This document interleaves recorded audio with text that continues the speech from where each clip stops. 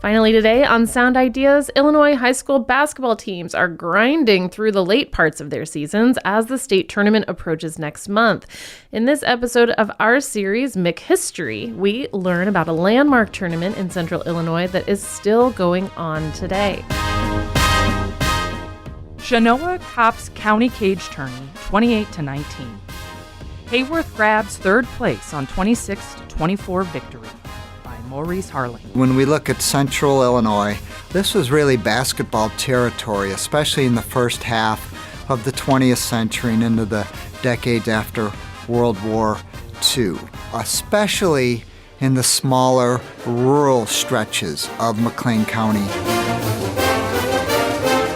My name is Michelle Pazar. I am the Vice President of the Board of Directors of the McLean County Museum of History. This is Bill Kemp, librarian with the McLean County Museum of History. Speed is still the kingpin in basketball. At least such is the case in McLean County, as Genoa Community High School, with its 5 speedsters, won the championship of the 29th annual county tournament at McCormick Gymnasium Saturday night. Basketball is played during the winter months. It's a quiet time on the Corn Belt countryside, as opposed to football being played during harvest time. A lot of these small town schools have very small enrollments, making football difficult to organize. But obviously for basketball, you just need 5 boys.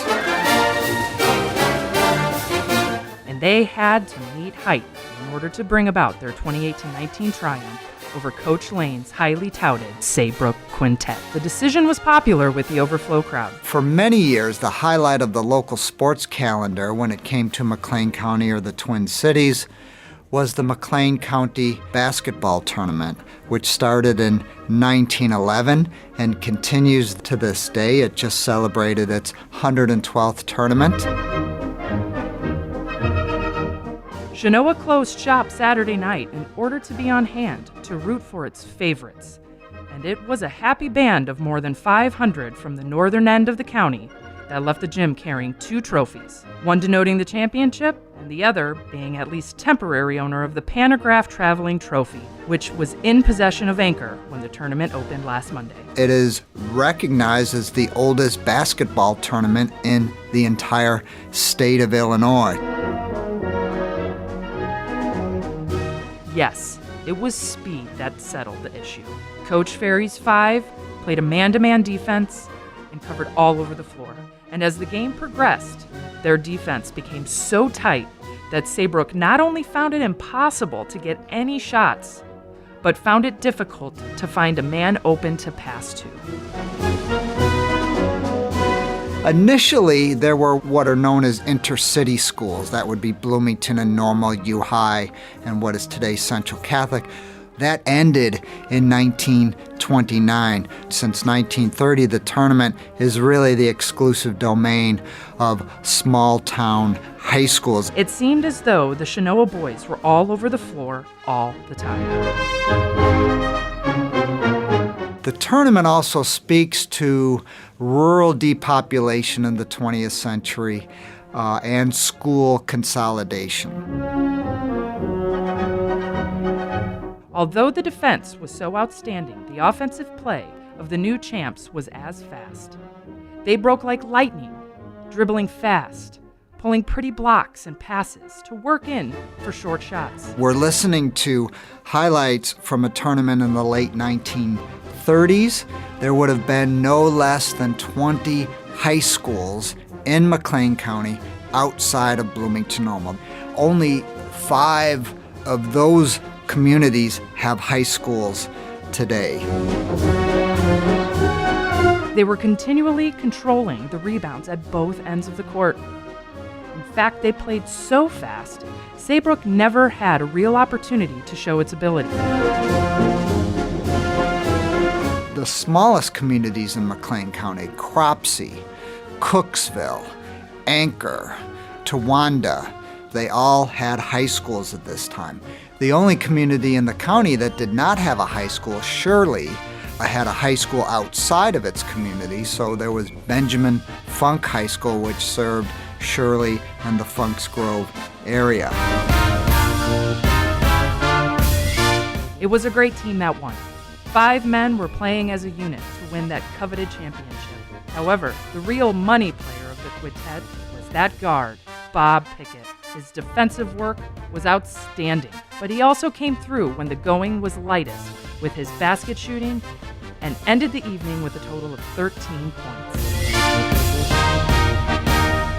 The 1939 tournament featured 20 games over 6 nights, and it was held at this time at McCormick Gymnasium on the campus of what was then Illinois State Normal University. Although they were defeated for the championship for the second consecutive year, the Saybrook team won many friends by their play. They are an exceptionally smart team, and only a red-hot outfit can defeat them. And it was so big that in 1924, a group of area clergymen lobbied educators to end the tournament because they believed it was playing a role in students not paying as much attention as they should to their schoolwork. The battle for third place was no ordinary game, as Hayworth won in the final minute of play on a basket by Bert Lott. The score was Hayworth 26, Stanford 24. Back then, there was only one class competing in the basketball state championship, so small schools would really be eliminated by the time of the regionals. So for small schools in McLean County to hoist the tournament trophy, right, could be the highlight of the season or your entire playing career. Stanford, however, had a chance to at least tie the count with 23 seconds left to play.